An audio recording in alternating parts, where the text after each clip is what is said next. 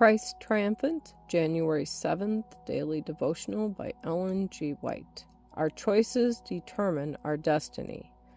Sometimes there is a way that seems to be right, but in the end it is the way to death. Proverbs chapter 16, verse 25. The principles of the character of God were the foundation of the education constantly kept for the heavenly angels. These principles were goodness, mercy, and love.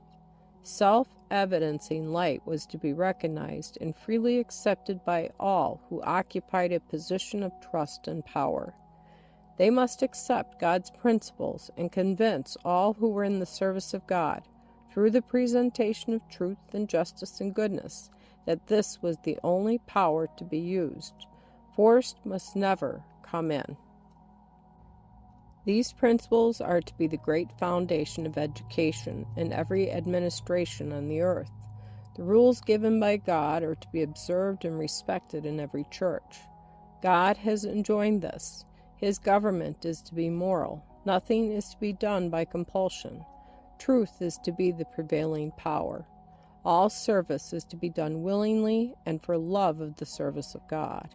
All who are honored with positions of influence are to represent God, for when officiating they act in the place of God. Satan's representations against the government of God and his defense of those who sided with him were a constant accusation against God. These murmurings and complaints were groundless, yet God allowed Satan to work out his theories. He could have handled Satan and all his sympathizers as easily as one can pick up a pebble and cast it to the earth. But by this he would have given a precedent for the violence of human beings that is so abundantly shown in our world in the compelling principles. The Lord's principles are not of this order. All the compelling power is to be found under Satan's government. God would not work in this line.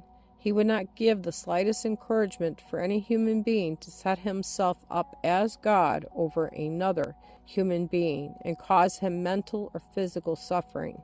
This principle is wholly of Satan's creation.